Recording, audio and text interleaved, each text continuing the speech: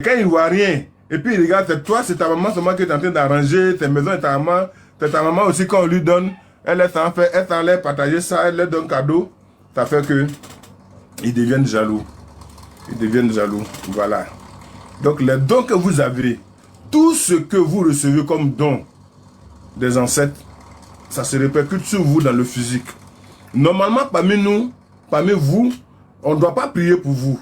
Mais c'est vous qui devez prier pour les gens. Mais comme vous ne savez pas, voilà. Il y a d'autres même à cause de ça, mais quand ils vont chez quelqu'un, tout ce qu'on fait pour leur donner, tant que tu n'es pas passé par les anges pour demander la permission, tout ce que tu fais pour leur donner, c'est zéro. C'est égal à zéro. Oh oui, c'est égal à zéro parce qu'il faut passer, il faut leur demander la permission de dire que je vais aider ton élément, voilà ce qui ne va pas. Là, lui-même, il ajoute sa puissance. Mais quand l'élément même que tu veux aider ne reconnaît pas la présence de ces anges-là, de ces esprits, de ces ancêtres-là, ça décourage. Merci, Mouna. Est-ce que vous voyez? Donc, il ne faut pas prendre des décisions. Voilà. Il ne faut pas prendre surtout des décisions basées sur des émotions temporaires. Non. Il y a beaucoup de choses. Il y a beaucoup de choses dans ce domaine, dans ce sens de la tradition, dans ce sens des ancêtres qu'on doit éviter. Prendre une décision selon toi, tes émotions. C'est pas normal. Tu as pensé à quelque chose tout de suite parce que ça t'a touché. Alors tu prends des décisions. Non, non, non, non, non, non. Il faut prendre ton temps. Il faut toujours bien réfléchir. Ce qu'on te dit là. Et tu dis ça toi-même. Et puis tu essaies de comprendre si vraiment je suis comme ça. Si vraiment ce don-là vient de mes ancêtres. Qu'est-ce que je dois faire? Qu'est-ce que je dois faire? Voilà. La décision entre l'émotionnel, la décision, quand tu veux prendre une décision et la différence entre l'émotionnel et puis une décision réelle, puis prendre le dessus. L'émotionnel peut prendre le dessus sur une décision.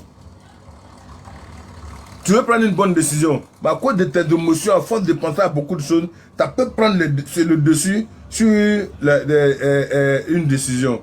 Et quand c'est comme ça, tu prends le dessus sur ta position physique. Vous voyez.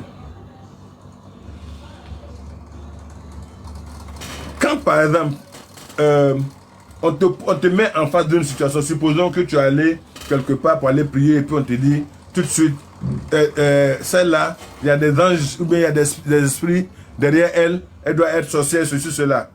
Et tout de suite, toi, tu te laisses abattre. Ça agit sur ton physique, déjà. Parce que ce qu'ils sont en train de te dire, ta personne même, tu ne te reconnais pas. Qui connaît ce qu'on appelle diable? Et toi, tu sais ce qu'est diable. Celui qu'on appelle sorcier là. Tu sais ce que c'est. Tu sais à peu près de quoi il s'agit. Mais quand tu regardes ton comportement, tu n'as rien de tout ça, puis on te traite de ça. On dit on va prier pour toi dans ce sens-là. Et toi aussi, tu acceptes qu'on fasse ce genre de prière sur toi. Comment on peut faire la prière du diable sur quelqu'un qui n'est pas diable? C'est pas possible. La prière des sorciers sur quelqu'un qui n'est pas sorcier. N'acceptez pas des trucs comme ça.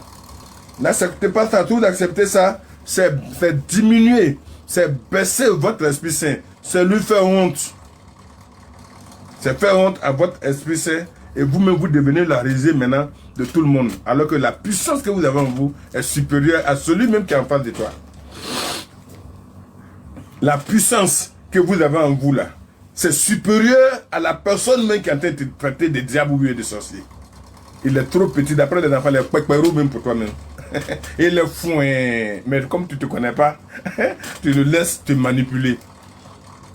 T'as vu? C'est comme ça. Et l'héritage, cet héritage-là, on le donne aux femmes comme aux hommes. Quand vous voyez souvent des prêtresses qui sont puissantes, malgré qu'elles utilisent la Bible, elles ont eu l'héritage de guérison de leurs ancêtres. Et ces personnes-là ne vont jamais te parler mal de leurs ancêtres. Elles peuvent utiliser la Bible, mais elles respectent leurs ancêtres. Voilà.